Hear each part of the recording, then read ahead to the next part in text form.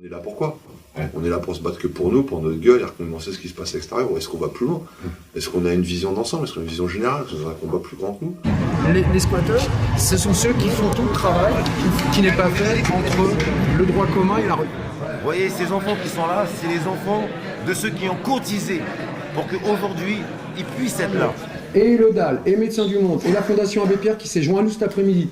Le comité des sans-logis également. Vous savez, dans ce pays, on est reconnu quand on lutte, quand on a du fric. Quand on n'a pas de fric, on lutte. Et si on ferme sa gueule, on est mort. C'est comme ça. Et on lutte tous ensemble, et on se tient, et on se serre les coudes. Parce que les Jeffs, ils vont débarquer à 6h du matin, toutes les portes doivent être bloquées, soudées, des batteries de voitures enlevées, on va électrifier les portes avec du 12 volts, et le mec, il mettra pas la main là.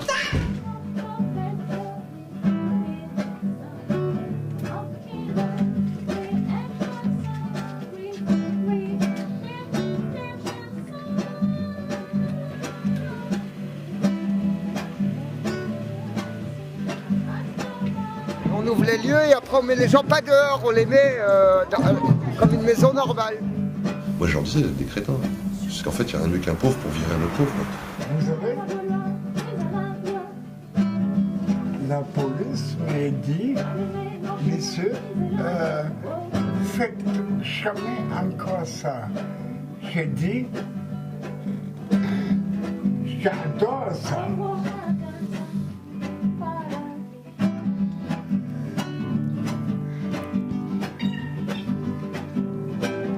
I love you, baby.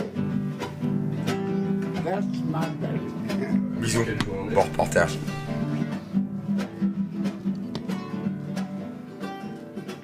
Normalement, CRS, on vendredi. Et vous comptez rester jusqu'au CRS ou pas? Ouais, je pense faire des irréductibles. Mais après, c'est une question de. Tu peux rester à partir du moment où tu. Disons que les gens qui sont en galère, vaut mieux qu'ils pensent à trouver un autre endroit plutôt que de faire la guerre ici. Mais ouais, il y en a plein qui vont rester. On reste. Il va y avoir une solidarité à ce niveau-là? D'autres gens qui vont rester, tu penses? Ah, mais ici, c'est comme à l'extérieur, hein. C'est chacun pour soi. Mais ça peut arriver. C'est une question de bon sens. C'est un truc vide. T'as des gens dehors, voilà, faut l'ouvrir. C'est qu'une question de porte. Hein.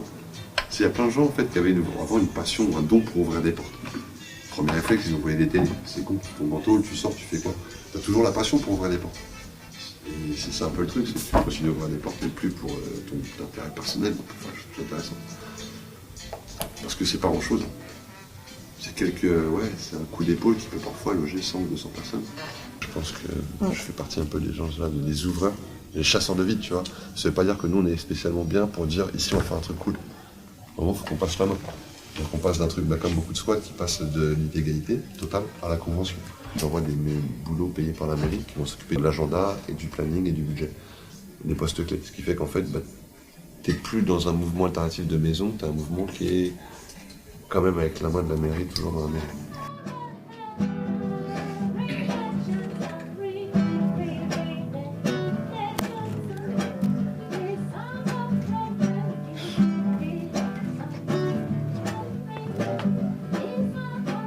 Merci beaucoup.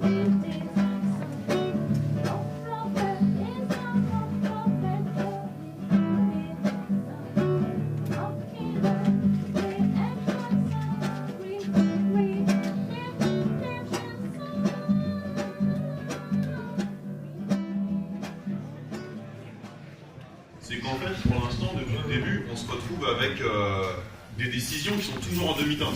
Ce qui s'est passé, le tribunal de grande instance a dit qu'il n'était pas compétent, enfin, on lui a fait dire qu'il n'était pas compétent pour nous juger. Donc on est passé au tribunal d'instance. Le tribunal d'instance a fait plus ou moins le même statut, c'est-à-dire qu'il a statué sur le fait qu'on était des occupants sans droit ni titre, mais que ce n'était pas à lui de décider de quand on partirait, mais à la préfecture. Et depuis, on attend la décision du préfet que nous, on ne reçoit pas. Mais là, la décision qu'on a eue, qui est tombée par le commissaire, c'est vendredi, il y aura au minimum 200 keufs qui seront là. Bon, alors, ça a l'air d'être un peu banalisé, les expulsions des squats en hiver. Mais en réalité, elles ont lieu depuis quand? Elles se sont accélérées, et on en fait dans toute la France, Paris, Île-de-France, partout, depuis 2012. Mais la raison qui est invoquée par l'État, quand on lui dit « mais pourquoi vous expulsez ?» Parce que maintenant, on est obligé de payer des indemnités aux bailleurs pendant l'hiver.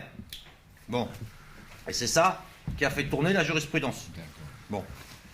Faut que vous sachiez qu'en 1991, quand ils ont adopté cette loi, qui a fait un accroc à la trêve hivernale pour les squatteurs, ils avaient pris des garanties à l'époque. C'est-à-dire que l'expulsion pourra la faire que s'il est prouvé qu'ils sont rentrés par effraction, encore que ceux qu'on expulse, c'est bien ceux qui ont commis l'effraction, hein, et que ce soit bien signalé par le juge. Vous voyez, ça faisait 3 conditions qui sont loin d'être réunies aujourd'hui. Mais ça fait rien, on gagne des batailles, il y a des batailles qu'on gagne. Quand les gens dans les immeubles, ils veulent lutter. Quand il y a la volonté de se défendre. Soit vous dites, ok, c'est comme ça, nous, bon, on a un autre combat, faut qu'on se démerde dans la vie, on a nos petites histoires dans la vie. Soit vous dites, on est nombreux, et on se bat tous ensemble. Et à ce moment-là, vous aurez des soutiens. C'est-à-dire qu'il y a d'autres qui sont dans les squats qui vont dire, tiens, on va faire la même chose. Et on va faire la même chose. Et allons-y. Et on s'y met tous.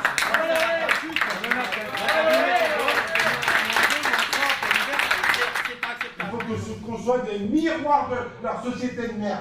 Il faut qu'on les envoie en enfer devant leur jugement unique. C'est ça que vous avez sur les épaules. C'est pas que vos petites guitares et vos petits tableaux qui vont finir, j'espère, dans les musées. Mais en attendant, créer, c'est résister. Alors créez de l'énergie qui va résister. Créez de la force. À Paris, on est capable de ça. Il y a un machin d'une maison qui est encore ouvert. La miroiterie. La miroiterie.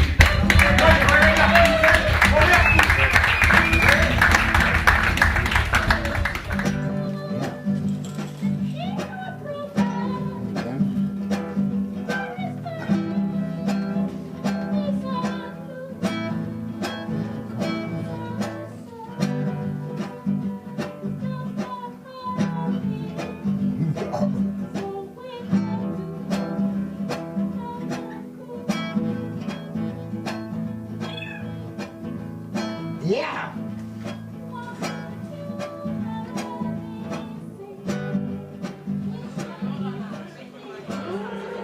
Qu'est-ce qui va se passer là pour le bloc? Il marche. Ici, on commence à 2h jusqu'à la mairie. Voilà, on attend la réponse sur le reste là, sur le part. Je sais pas quoi. Je sais pas comment faire en fait. Voilà quoi, je suis vraiment, j'ai pas de morale là, donc voilà quoi. Je sais pas comment faire. Alors ce squat c'est un cadre de vie de restructuration pour chaque personne qui vit ici. Beaucoup de gens étaient dans la rue et ont réussi à remonter physiquement, mentalement et socialement. C'est un lieu qui a sauvé beaucoup de personnes, qui a permis à beaucoup de gens de se développer, de trouver du travail.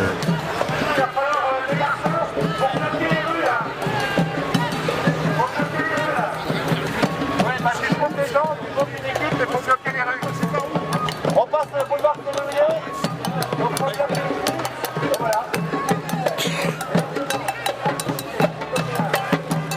On va tous à la mairie là, gentiment, sympathiquement, dans la bonne humeur, et on va faire une petite délégation de 5 personnes pour aller parler au maire et voir comment on peut passer les mois à venir. C'est-à-dire il y aura une personne de Médecins du Monde, le droit au logement et 3 personnes de chez nous pour essayer de négocier les questions de sécurité, les fluides et faire quelque chose de propre pour les mois à venir. Entre guillemets, le pistolet est toujours chargé, toujours sur la tempe, mais ils ont retiré le doigt de la gâchette. On est toujours expulsable sans délai. Mais entre-temps, on a demandé à ce qu'il y ait vraiment une réinsertion des gens, c'est-à-dire que les artistes soient tous les gens en atelier, que les gens qui sont en situation précaire aient des logements sociaux.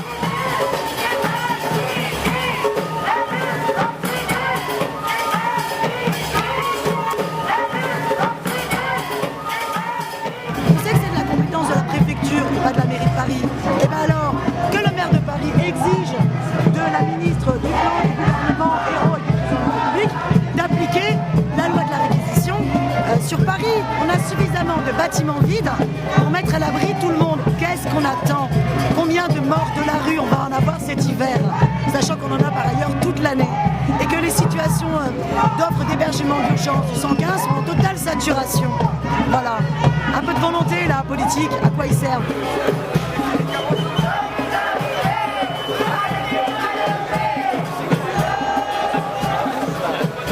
Ça va faire 35 ans que je suis dans le 19e, j'ai travaillé dans le social avec la mairie et pas mal d'organismes.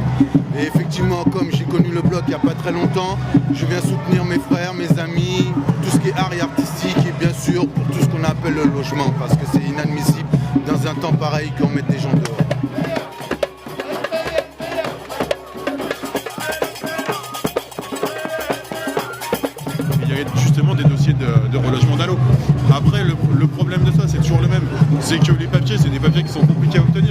Parce qu'il va falloir retrouver tous les justificatifs, demander des justificatifs à des gens qui n'ont pas de logement.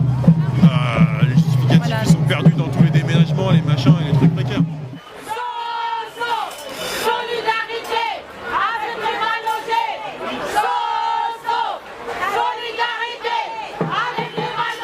On est 35 noms, dont vraiment 19 personnes. Il y a 19 noms sur la procédure. Non, mais après, il faut le faire. Moi, je ne l'ai pas choisi. C'est que le moment où Lucie est passé, j'y suis allé, quoi. Parce qu'il fallait que quelqu'un y aille et faire que ça en procédure comme ça. C'était pas un choix, parce que c'est pas très malin sur un choix de fille. Mais il fallait le faire. Et il y aurait pu avoir plus de monde dessus? On le demande ça depuis le départ, que justement, les byfall et tous les gens qui sont en dehors de ça, ils rentrent. Bah oui, si on était 200 sur la procédure, c'est un autre poids. 19 noms pour un bâtiment de 7000 m², c'est ridicule. Ça fait une personne tous les 850 m². C'est stupide. Sur les 200, la division, c'est pas la même. Et on l'a demandé à maintes fois. Le problème, c'est que les gens ils veulent pas aller en procédure. Ils veulent bien faire chier pour rentrer à la mairie, ça ouais, mais ils veulent pas être sur les papiers, ils veulent pas sortir la carte d'identité. Parce que là, le problème, c'est sortir sa carte d'identité, la donner aux polices. Et dire, moi dans le bâtiment, je suis responsable et j'assume ce que je fais. Et il y en a plein, ils veulent que les bienfaits, pas les côtés négatifs.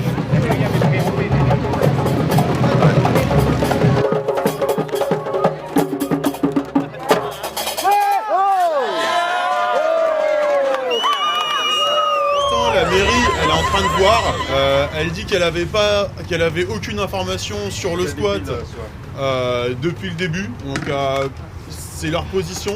On a un deuxième rendez-vous demain à 11h30 avec eux, le temps que tout le monde se mette à plat, voit les différents réseaux et se tienne au courant de ce qui est en train de se passer. Et ce qu'on a rappelé, c'est qu'il y avait beaucoup de personnes qui n'avaient pas d'autres alternatives que de pouvoir être logées dans le bloc. Apparemment, la mairie en prend connaissance maintenant et ne savait pas qu'il y avait des personnes en situation de difficulté sociale. On leur a rappelé qu'il y avait une exigence de proposer des alternatives s'il y avait, en tout cas des alternatives dignes et pérennes, s'il y avait des expulsions qui se passent. Mais tout le monde était là du bloc, unis, solidaires. Si vous lâchez pas, si vous restez unis, comme les doigts d'une main, vous gagnez. Ouais.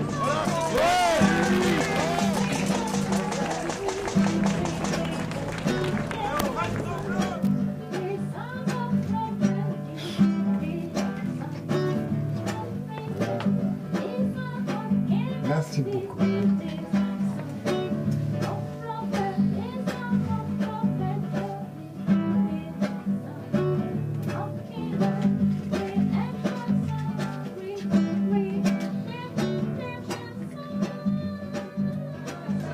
Ça c'est fort. Ça c'est le poulet.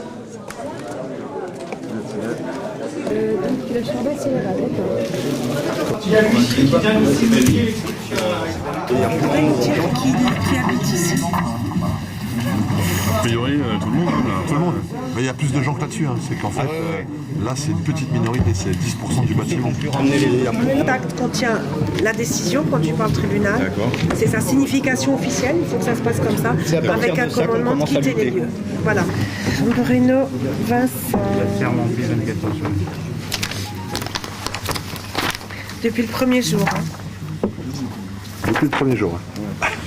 C'est quoi le délai de départ qu'on est censé... Le tribunal, 0 délai. Et vous nous dites quoi? C'est vous qui nous dites quand Et est-ce vous, qu'on va on vous partir. a ajouté 24 heures de plus. C'est-à-dire vendredi? Vendredi, c'est ça? Oui, c'est jeudi soir. Jeudi soir. Demain soir. Voilà. Hein? Après, en ce qui concerne ça, c'est la décision qui était rendue et la procédure qui est faite. Après, c'est la décision du préfet de police et seul le préfet décide. Ça, c'est le déroulé normal. On laisse partir ces personnes tranquillement, sereinement. Oui. On est informé très clairement de ce qui nous attend. Oui, voilà. Ok. Mesdames, vous avez à faire, vous connaissez pas. De manière à ce qu'il n'y ait pas de tension. Si on avait mieux, on serait pas là. Merci.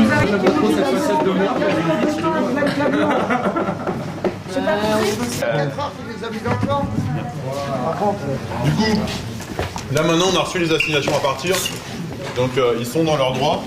C'est-à-dire que tant qu'on n'avait pas reçu les assignations, on était encore dans des possibilités de ci et de ça. Maintenant, ça n'empêche pas le fait que la discussion avec la mairie et avec la ministre elle continue, et qu'il faut qu'on reste tous ensemble, et qu'il faut que tout le monde reste là à être unis. Il faut quand même faire gaffe un peu à ses fesses. Je rappelle que s'il y a des gens ici qui sont en galère de papier, qui ne sont pas corrects vis-à-vis de ça, il ne faut pas qu'ils soient là pour l'expulsion. Hein. Parce qu'on sait pas comment ça va se passer. Comment ça va se passer, je vais vous le dire. Ils vont nous sortir un par un, ils vont arriver en équipe, ils vont casser toutes les portes, ils vont sortir partout.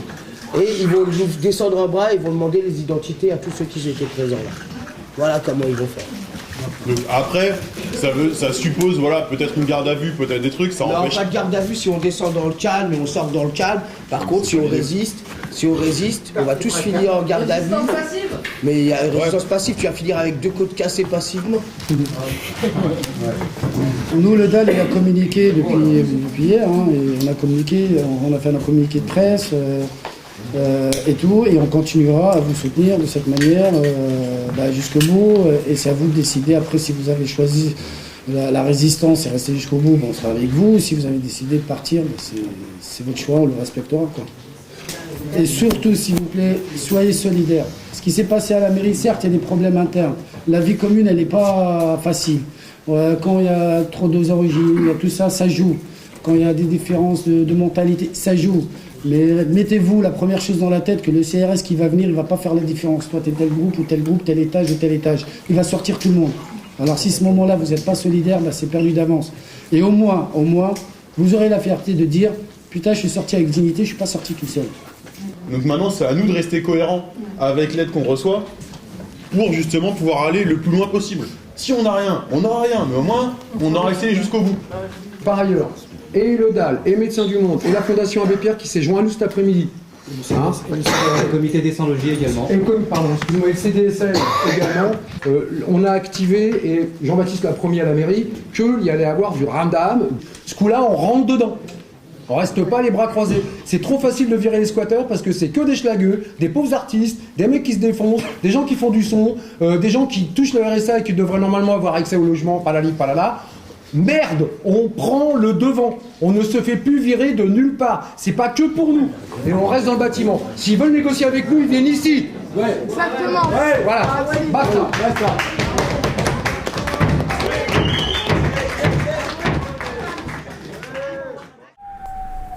On est expulsé dans 9 heures et le mélange stress, peur, stress par rapport à tous ceux qui font leur déménagement au dernier moment, la peur de ceux qui sont vraiment après la rue après, la fête faite par certains dans la maison qui est pas la meilleure chose à faire.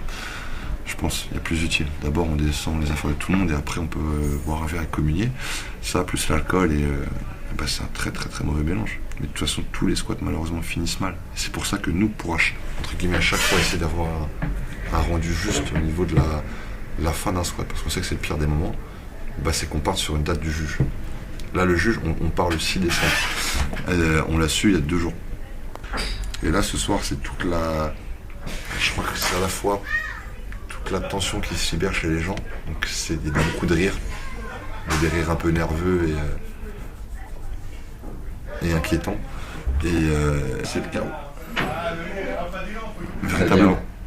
Les portes sautent, les verrous sautent, les gens ont arraché les robinets, les ballons d'eau chaude, tout ce qui pouvait traîner, à la fois par rage et par dégoût de la décision, à la fois par instinct de survie, parce que ça permet de payer le déplacement. C'est pas honnête, c'est pas bien. On n'est pas du tout fiers de nous là-dessus. Moi, je vous pas du tout. Moi, dans l'idéal, c'est arriver dans un bâtiment sale et le rendre propre. Le bâtiment n'était pas propre quand on est arrivé. C'était un vrai bordel. Il y avait beaucoup de papiers administratifs partout par terre. Il y avait des dégâts des eaux et des choses assez conséquentes. Donc il y a vraiment eu au départ un grand coup de nettoyage.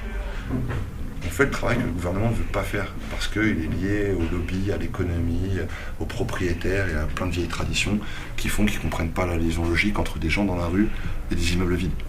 Et qu'on est obligé d'être illégal si on casse la porte. C'est pas ce que j'ai dit. On n'a pas cassé la porte. Le bâtiment était libre, ouvert et vacant quand nous sommes passés devant. Tout ce que j'en ai vu, un retour de communication de la part du président de Médecins du Monde qui avait eu un échange de texto avec Cécile Duflot, comme quoi elle était intéressée par le projet, qu'elle suivait le projet, qu'elle serait intéressée pour peut-être nous maintenir en vie. Donc je pense qu'on a aussi bien voulu se faire vendre de l'espoir. On n'arrête pas. Enfin, ça durait très court, remarque, ça durait qu'une après-midi, mais c'était le coup de pic final, je pense. Ça a été au pire moment, faire ça aux gens, l'espoir et leur redétruire directement après. C'est-à-dire qu'on est allé au tribunal en pensant que Cécile Duflot était avec nous. On est rentré à la maison, on a fait une réunion pour en parler et on a eu les huissiers qui sont arrivés au même moment. Et nous, ce qu'on en sait, ce qu'on a eu comme retour, en fait, c'est que c'est un conflit interministériel entre le ministère du Logement et le ministère de l'Intérieur. Un est intéressé par le travail hivernal, l'autre pas du tout. Et donc là, on voit clairement que c'est Manuel Valls qui dirige. On le voit bien. Aujourd'hui, on a un article dans le Parisien, tu vois, je peux sortir. Et c'est les copains qui nous font remarquer ça. La cause et effet, elle est assez géniale. La direction du gouvernement, elle est là. On licencie l'éducation nationale, on recrute à l'armée, on vire les squatteurs et on met des CRS. On préfère ne pas poser les vraies questions des causes, c'est-à-dire que nous sommes un consommateur énorme d'alcool, de produits stupéfiants, mais on n'en parle jamais. Et ça fait partie d'un gouvernement qui gère ses vices. Alors, on laisse le vice se distiller dans le pays. On a les réseaux de distribution, on a tout. On a les réseaux de répression, on a tout. C'est parfait. Ça tourne en boucle, tout seul. C'est la corruption. C'est le politique qui faillit à sa mission sacrée. C'est que là, maintenant, c'est plus que des rapports de force, c'est plus des rapports de droit. Moi, je viens de 12 ans de la rue, j'ai galéré. Ici, c'était une maison où on avait trouvé un espoir, où on pouvait quelque part être au chaud, où on pouvait se concentrer, où on pouvait se réfléchir, où on pouvait construire. On a tout fait ici pour que nous, on puisse se sentir dans la vie. Mais on ne nous a pas donné cette chance-là, même pas un an. Aujourd'hui, on nous fout à la rue. On ne sait pas à qui ça peut arriver. Ça peut arriver à vous-même. On est là seulement en train de se réfugier. Certes, il y a des bordels, mais on était solidaires ici, on se soutenait. Et c'est très honteux et j'ai vraiment mal dans mon cœur. Et je vous dis franchement, ce que vous avez fait, ça se fait pas. Arrêtez de chasser les gens dans des squats. Parce que les squats, c'est un endroit où tout le monde a besoin d'être abrité. On a besoin d'être abrités, nous tous ici. Pourquoi? Parce que la vie, c'est ça. Qu'on soit artiste ou ancien gangster ou dans ces sphères-là, on a quand même des notions de respect et un sens moral. Et de façon plutôt sympathique. Dans le sens où on n'est pas des sauvages, à chaque fois que les gens se sont présentés à nous, ça se passe bien. C'est-à-dire qu'on le voit dans le regard du commissaire ou du huissier qu'il y a un truc où ils n'ont pas envie de le faire. Et concrètement, ils savent que ça ne sert pas à grand-chose. Ça ne va pas résoudre l'insécurité dans le quartier. Et je pense au contraire. Non, je pense qu'il y a plein de mecs qui traînent dans la rue à rien foutre, qui cherchaient à voler des autoradios et autres, qui sont venus ici, ils jouent aux cartes, fument des clopes, des pétards, cassent les couilles à personne. Ils sont chez eux, et ils sont chez nous, ça se passe bien. Alors que c'était pas évident au départ de se dire tu récupères 20 ou 30 mètres des quartiers dans ton salon.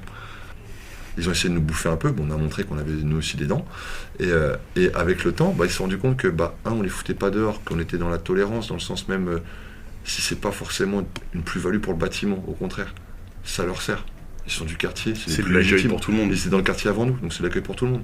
Et concrètement, une fois qu'on vit ensemble et qu'on voit qu'ils font rien de mal, allez-y les gars. L'idée c'est de tous vivre ensemble, on accueille tout le monde. Que ce soit les gens qu'on nous envoie par le 115, par le DAL, par tous les gens qui sont en galère dehors, qui débarquent le soir. On a eu un paquet. On fait aucun tri, c'est peut-être ça le problème. En fait, de façon non officielle, en fait, le 115, quand ils ont des cas qu'ils ne peuvent pas gérer, c'est-à-dire à savoir des gens avec des chiens ou des couples avec des enfants en bas âge, ils nous les renvoient. Mais de façon très officieuse, dans le sens c'est pas l'armée du salut, c'est juste le bâtiment d'à côté, quand les gens se présentent à leur porte et qu'ils ne peuvent pas la recevoir, ils sont pleins, ils disent au cas où, va gratter au bloc, tu tapes à la porte. Va demander, tu vois. Il y a des gens qu'on peut accueillir. C'est ça le truc, c'est que nous, en fait, comme on marche dans l'illégalité, on peut faire ce que l'État ferait pas. C'est important qu'il y ait plusieurs générations sous un même toit. En expérience humaine, c'est l'une des plus fortes et des plus belles. En fait, j'ai endossé ma position de vieux. Ici, je suis rentré dans mon âge. Première réunion, j'ai dit, je transmets tout ce que j'ai de gueulard en moi, de revendicatif, de bon sens et de bienveillance, j'y vais là-dedans.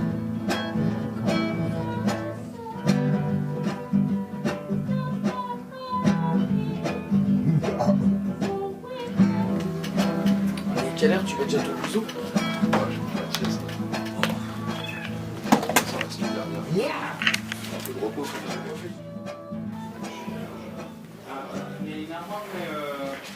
Ouais, tu vois, il est 5h29, faut que je sois dehors. C'est quoi la stratégie là? Au moins, on rend la maison propre. Le mieux qu'on peut, quoi, pour l'instant. C'est important. Oui. Alors, déjà, il y a deux arguments qui pèsent, on va dire, en notre faveur, malgré ça. Un, ça fait 3 semaines qu'on est sous tension, que les gens ne dorment pas, que l'organisation de la maison elle s'est écroulée parce que c'est difficile d'être à la fois en manif, harcelés, d'attendre les huissiers, de les recevoir, de les revoir une deuxième fois, qui nous mettent la pression psychologique à donf. Donc là-dessus, on leur a dit et expliqué déjà officiellement à la mairie, dans les communiqués, à la presse, c'est extrêmement difficile de tenir un aussi gros bâtiment et vous avez fait un travail splendide pendant 1 an. Il y a peu de gens qui sont capables de faire rouler une baraque comme ça, un bateau comme ça pendant une pige. Et c'est normal que là, à bout quoi, on est à bout, c'est clair. On est menacé de quelque chose, on ne sait pas ce qui va nous arriver, quand ça nous tombe sur la gueule, ouais, et même là on attend les gens, ils ne sont pas là quoi. Ils ne sont pas là à 7h, ça ne veut pas dire qu'ils ne seront pas là à 11h. Malheureusement. Là, c'est un premier message pour tous les gens qui sont sur la procédure. On va aller à la mairie pour se sortir de la procédure. C'est-à-dire qu'en fait, dans le bâtiment, les gens qui sont en procédure, ils vont avoir 1 000 € par jour d'amende. Pour se couvrir de ça, on va faire une main courante. C'est-à-dire que les gens qui ont été attaqués en justice quittent le bâtiment. C'est ce qu'on nous a demandé. Après, les gens vont rester, c'est sûr. On le sait. Les questions, c'est les conditions. Il n'y a rien qui garantit plus de 24 heures. Je ne sais pas quel conseil donner. J'ai pas envie de vous dire restez le maximum de temps possible. J'aimerais bien. Parce que de toute façon, moi je m'en vais. C'est ce que m'a demandé la loi. Les autres gens de la procédure aussi. Après, le bâtiment, je ne vais pas dire il est à vous. Mais il est sous le coup d'une décision de justice. Donc ils vont venir le récupérer.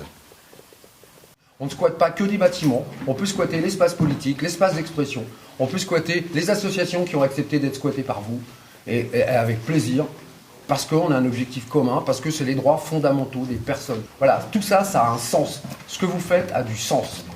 Et la culture là-dedans, l'art, est un des vecteurs aussi. C'est-à-dire qu'il n'y aura pas de scission entre les artistes, les politiques, les sociaux. On travaille ensemble.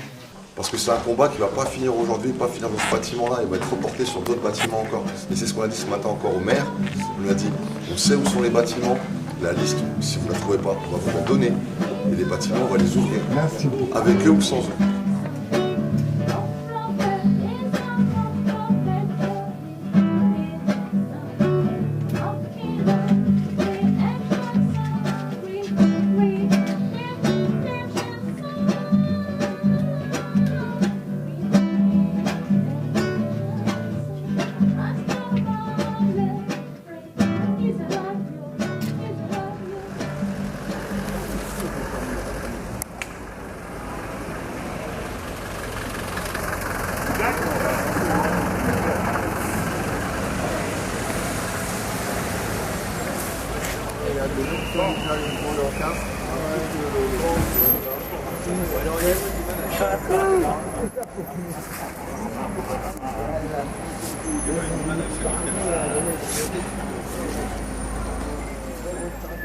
On a fait un aller-retour dans les étages. Là-dessus, ils ont appelé le commissaire qui, lui, a pas du tout rigolé quand il a vu le bâtiment. Et surtout le nombre de personnes qui s'y cachaient, qui n'étaient pas du tout référencées. Et il a très très vite appelé le préfet, qui a mobilisé des moyens assez conséquents. En moins d'1 heure et demie, il y avait 8 camions, je sais pas, à peu près une quarantaine d'effectifs dans le bâtiment, au bas mot. Et ça s'est soldé par une évacuation sans trop de problèmes. On est parti très vite voir le commissaire et le préfet et dire qu'on avait l'appui du DAL et le médecin du monde et qu'on connaissait la loi et qu'on savait qu'il fallait, en cas d'évacuation d'un bâtiment, avoir pas un logement mais un hébergement dans une situation pérenne, du long terme. Et donc là-dessus, il fallait faire une double fiche pour pouvoir recontacter les gens tous les jours sur leurs conditions, où est-ce qu'ils sont et qu'est-ce qui leur arrive. Et là, ce soir, à mon avis, ils mettent un gardien. Demain, ils font murer le bâtiment devant et derrière. Et après, c'est mettre chien non-stop pendant des années. Comme dans la plupart des bâtiments. Et puis après, ils sûrement avoir une réinfection. Ils vont retravailler le bâtiment pour faire une succursale de l'armée du salut, qui va se porter acquéreur. Parce que quelque part, ça a eu un actif. Le bâtiment, il n'y avait personne pour l'acheter. Il n'intéressait personne. Le fait qu'on fasse un peu au forcing, c'est un peu montrer à l'armée du salut qu'elle avait besoin de plus de locaux et que le 115 débordait. Donc ça a accéléré les choses.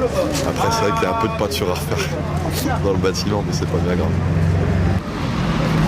Puis l'aventure continue. Sûrement avec un changement de forme en fait.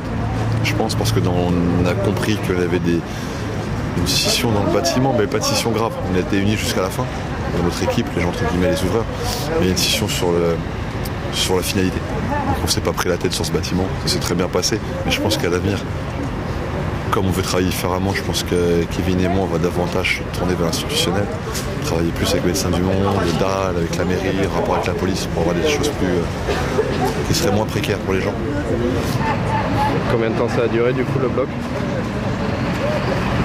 51 semaines. Les bâtiments, ils seront jamais à nous. Ça n'empêchera pas de nous battre et de continuer. Et si j'avais un mot, à refaire, à continuer, à prolonger, à agrandir et dormir.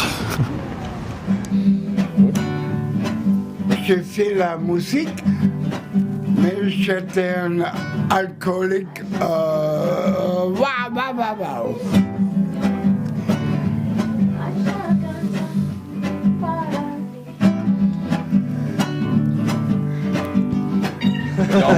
Dans 40 ans, la génération plus tard sera au Sénat. Vous savez